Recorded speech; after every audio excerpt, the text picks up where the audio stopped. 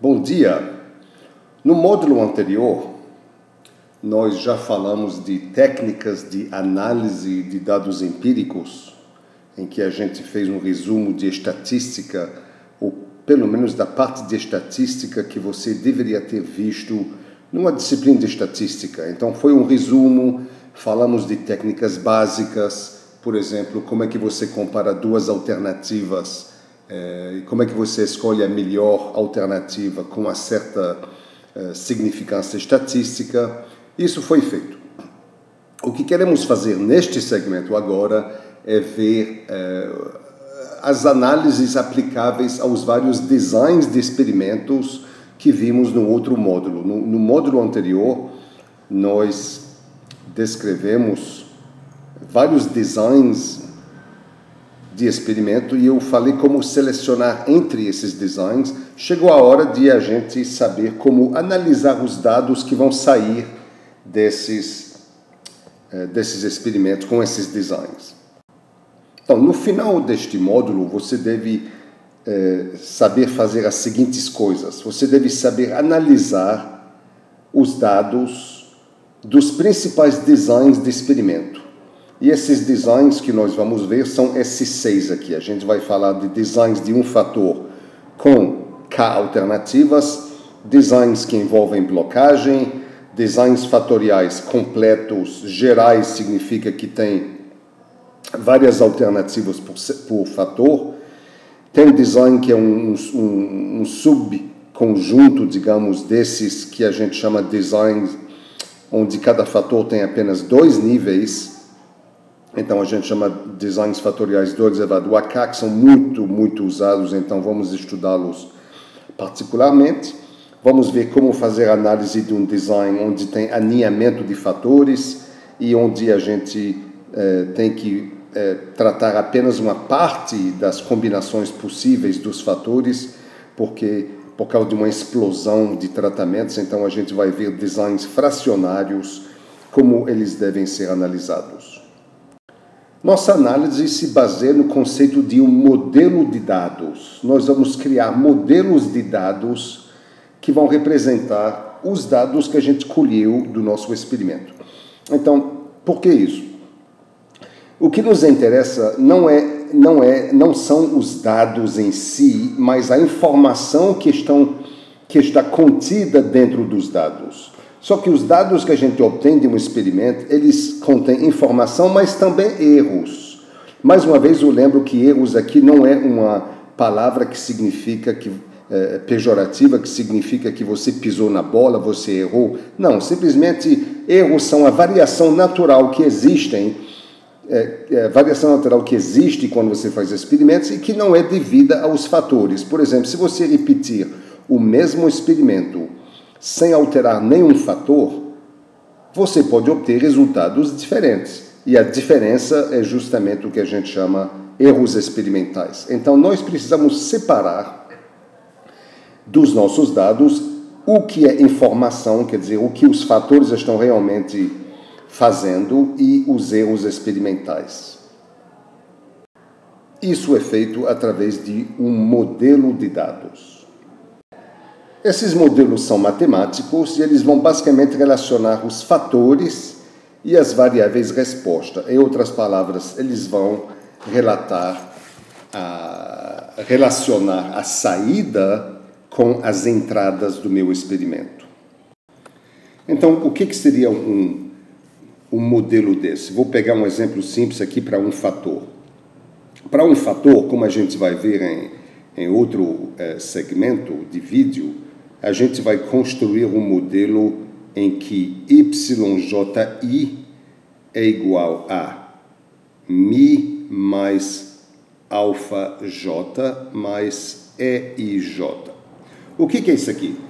Bom, o YIJ significa a iésima observação com a jésima alternativa do meu fator. Lembra que eu tenho um experimento em que minha saída é Y, a entrada aqui é um fator, o fator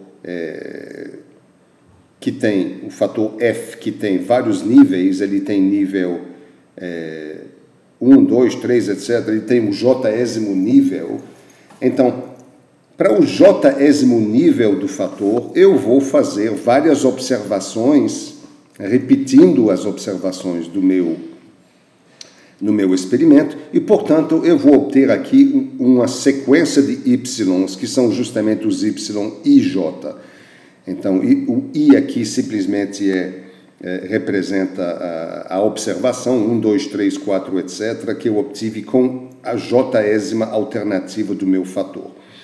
Ok? Lembra que um fator é nosso botão, né? Então, o botão aqui, que é o que eu vario na entrada, ele tem vários níveis e o j-ésimo nível gerou y e j como saídas. Então, eu vou representar esse conjunto através desse modelo, esse conjunto de dados y e j, eu vou representar através desse modelo aqui à direita. O modelo diz, existe uma média mi, tem uma média geral para a minha saída, e tem um efeito do j-ésimo, do fator na j-ésima alternativa, j-ésimo nível.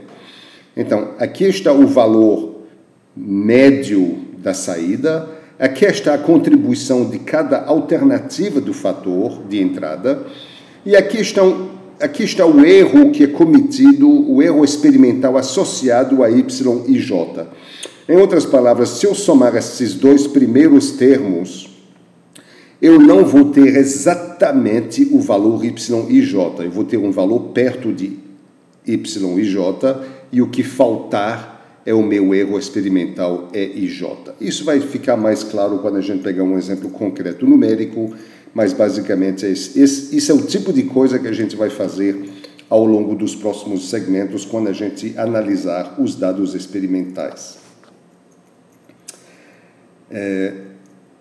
Eu lembro que esse modelo que eu estou mostrando aqui é apenas um exemplo para um fator. Quando a gente tiver outros designs com blocagem e assim por diante, o modelo é semelhante a esse aqui, mas não é a mesma coisa.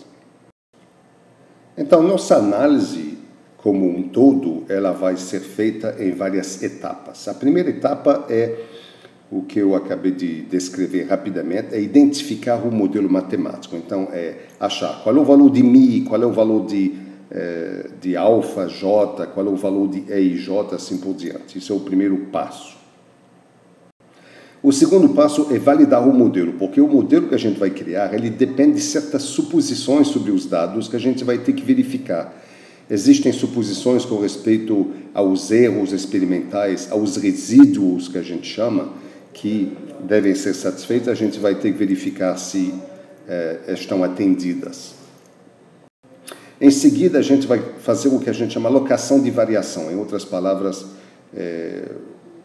qual é o percentual da variação de saída que pode ser alocada para cada um dos fatores